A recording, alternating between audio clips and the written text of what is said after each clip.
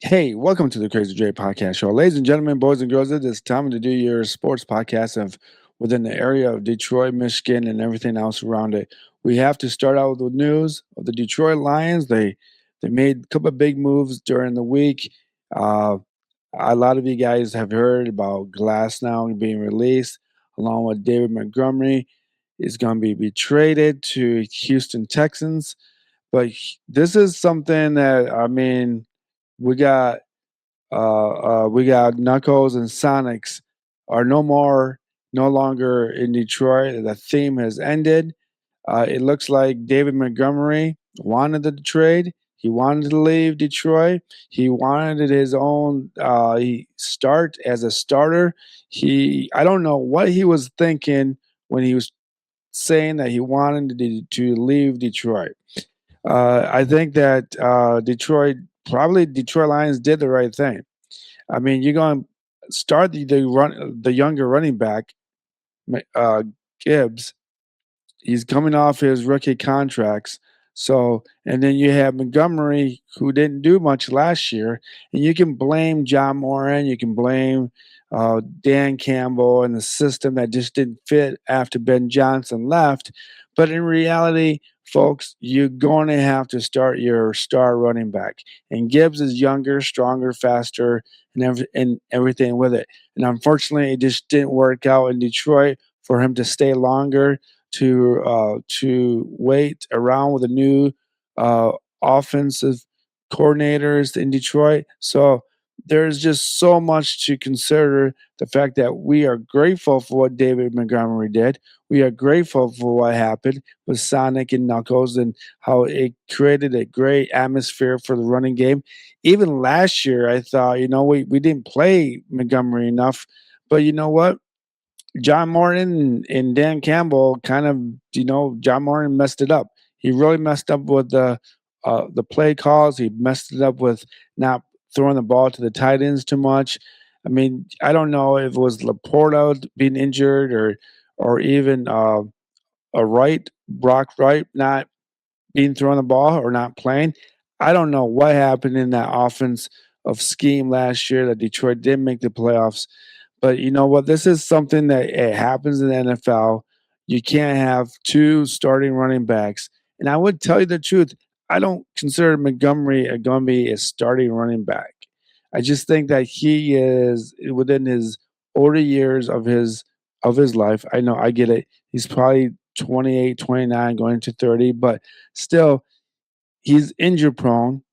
And I really don't know if he's capable of taking the front load of the team with Houston. Houston had a running back problems here and there, but I just think that with the 1-2 punch, Detroit is going to miss that out, but they're going to get draft picks. They got guys in the background that they can look at and maybe from the practice squad come up and do the participants. I think the one thing that you're going to miss about Montgomery is going to be the blocking. That's one thing about Montgomery that you're gonna miss. Him being in the backfield to block for Jared Goff. But that's a whole nother segment. Uh, I think that Detroit got lucky that they got. Um, I think Detroit got very lucky with a fourth round draft pick, a seventh round draft pick, and they got uh, Juice Scruggs from Houston. A young offense line guy who's played the right guard and the center for the Houston Texans. He was drafted in 2023 from Penn State. Uh, his first 2 years, he did pretty well. His last year, he was a backup starter. Only started one game out of the 17, 18 games of the year, the 17 games of the year last year. But it's not a loss situation for Brad Holmes and Dan Campbell and the rest of Detroit Lions because this kid is going to be fighting for every down that he plays to get an extension to his contract, to any contract. If he stays in Detroit after the following year, or if he goes somewhere else, he's going to be fighting for everything. He'll probably not play in right tackle because of Rutledge who's going to be there. He could be a backup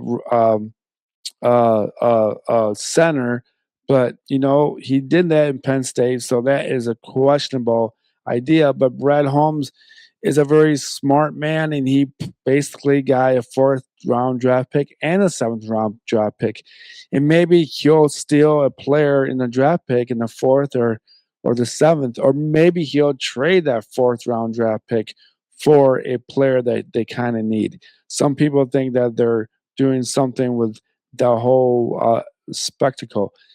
Having this young man play for Detroit, Glass now is no Graham Glass now, a 34-year-old veteran, will not be in Detroit. They just released him. It's just something that it happens. And it's funny as a fan, you don't think about it as the way that you do your podcast or your analytical stuff when you do a YouTube, a Patreon show about this. You have to look at the numbers and see what's going on. And 30, 40 years old, he just didn't have it in him no more. Um, Guys were a lot stronger, faster, and he got injured. He just was hurt. He was slower. And there's nothing to take away from him. It just really isn't. So thank you, Glass, now for everything that you did. Detroit will be saving $5.5 million a cap space. Uh, and again, with getting rid of David Montgomery, you're going to clear up some space as well. So some people are speculating that Detroit will make a move for a defensive guy or or an offensive guy on the line, and I think Detroit really needs an offense lineman because you have to protect Jared Goff. And the reason why I say this is because Jared Goff is not going to be is not going to be the quarterback who's going to run around the pocket and make time for himself. He's just going to be sitting there like a lame duck. And if he gets attacked and he doesn't read the defense enough, fast enough, he'll get sacked or throw a really bad pass or interception or some source. So I think this is going to be the right way for Detroit. I just think that Detroit will have to learn how to progress along the way. I think Detroit's going to have to do it. And I think that this is going to be something that it happens in the NFL. You just move on, you just get going. You have to draft, you have to sign free agents, younger, faster, stronger. It'd be it'd be nice if you could keep all the guys that were there 2 or 3 years ago. With you make the conference championship game against San Francisco, but it doesn't work that way. You just people people get older, people get hurt, and it's just time to move on. On other notes on Detroit, Detroit will be in Munich, Germany next year on a Sunday morning game. Some of us will be really, really kind of happy, and some of us are going to be very, very disappointed. St. Brown and his mom will be happy because they're going back home. St. Brown is part German, his mom on his mom's side, so that's something that's great for St. Brown. For the rest of us in the state of Michigan, that means it's a 9:30 in the morning game. You call it what you want to see it. Some people love it, some people hate it. I'll be honest with you. I don't really watch Sunday morning football at 8:30, regardless where it's at, just because it's almost too early in the morning to actually focus on a game that is non-relevant or relevant. I'm pretty sure fantasy football managers are loving it. For the fans who are on their particular team, like a Detroit Lions team, some of us gonna love it. Some of us gonna hate it because some of us got to go to church. Some people just don't watch football in the morning. Others will just be completely happy and stoked because now that they have something to do, right? So take it what you want to take it. I Personally, I could care less if Detroit's in Germany or France or Ecuador or Mexico. I'd rather have them play at 1 p.m. on a Sunday or maybe at 4:30 on a Sunday. Even there's a lot of us who actually want Detroit to stop playing on Sunday night football or Monday night football because it's just the way we are. So take it where you want to take it. I think it's a good thing for Detroit. It's a good thing for the city of Detroit. It's a good thing for the team.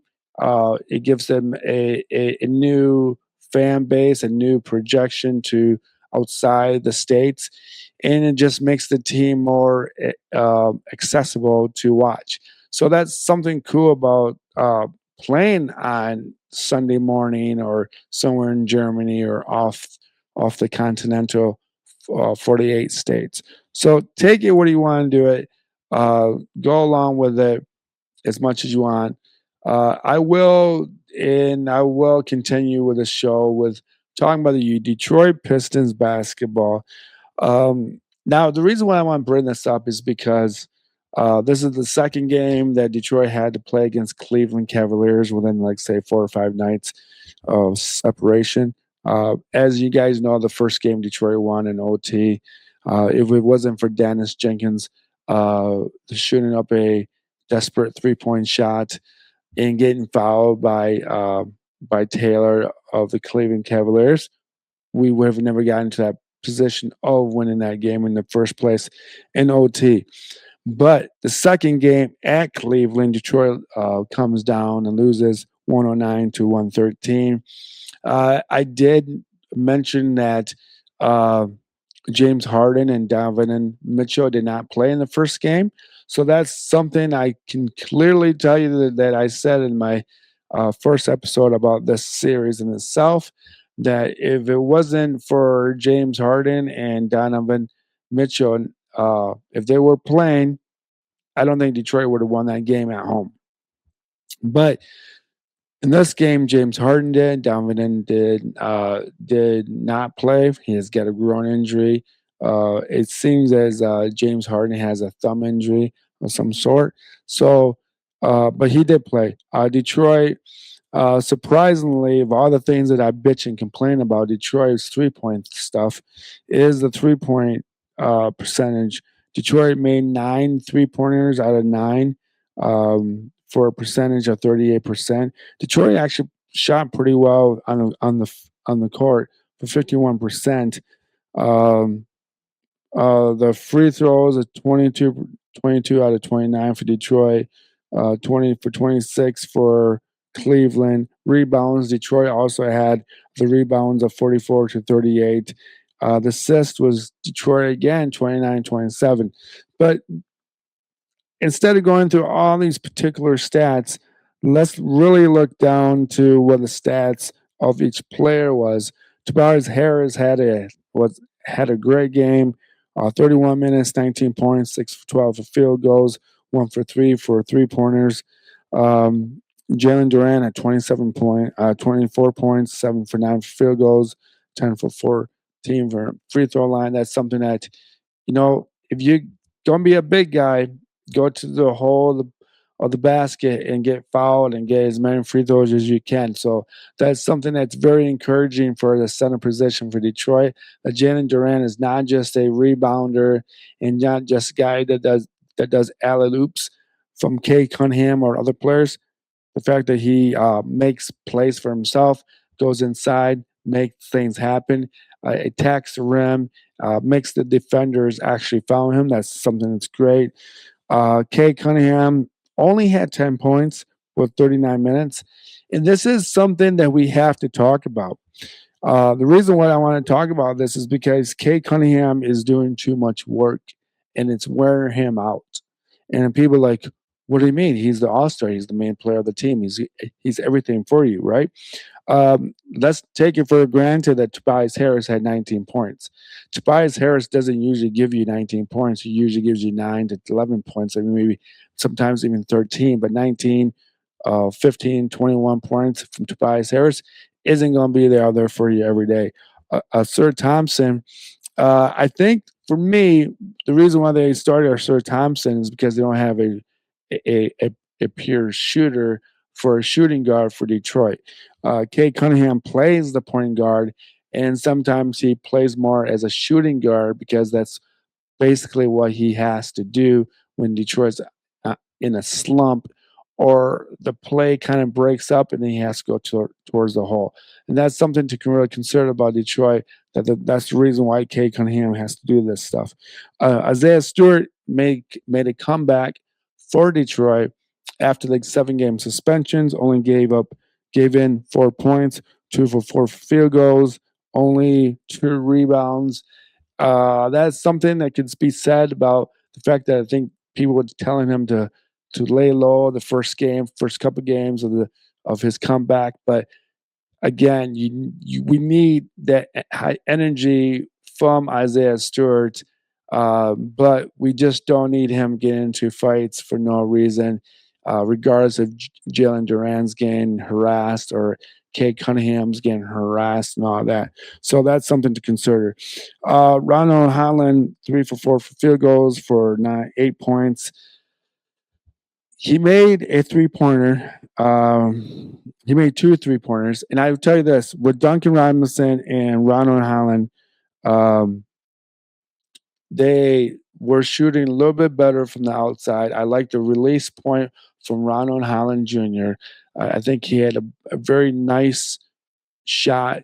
Uh, in a way that as a basketball analyst or a basketball kind of guy, you see how someone shoots, release point, and everything else. Ronald Holland had that nice shot. Duncan Robinson, he made his first 3 pointer, and then a couple 3 points down the road, he pushed it, went too far, it just passed the rim way too far, basically an air ball. Again, I don't want to rag on the guy, but sometimes I got to be honest with you guys and say, Duncan Robinson, I mean, what are you doing, my man? This is the reason why we got you there. And a lot of you guys out there say, well, he was 2 for 6. That's not 33%. That's a little lower than 33%. 2 for 3 is 66%. 2 for 5 is like 33%. So I don't know what to tell you. I just think he should be a little bit better, more consistent in that form and shape. Uh, Javante Green was 3 for 5 for 3 pointers. Detroit was hitting the 3 pointers like mad. They made they made they made over um, 9 3 pointers. So that's the good thing about Detroit. We started making 3 pointers and we still lost. To be honest with you, folks, if you look at who killed us in Cleveland, um, James Harden had 18 points. Evan Mobley, 18 points, 2 for 4 for 3 pointers. Harden had 2 for 9 for 3 pointers. Harden was maybe shooting the ball a little bit too much. I was a little bit more surprised about Jared Allen not playing that well. He did leave the game from the Cleveland side of the court off an injury, a knee injury or groin injury. I don't really know what it was, but Jared Allen, Jared Allen was killing Detroit and Detroit when we beat them. Uh, um, Dennis Shorter, he had 15 points, 6 for 10 for field goals, 2 for 3 uh, 3 pointers. So Dennis Shorter, he's another guy that Detroit probably should have signed, knowing that Malik Beasley was in a situation where he was just not the it guy.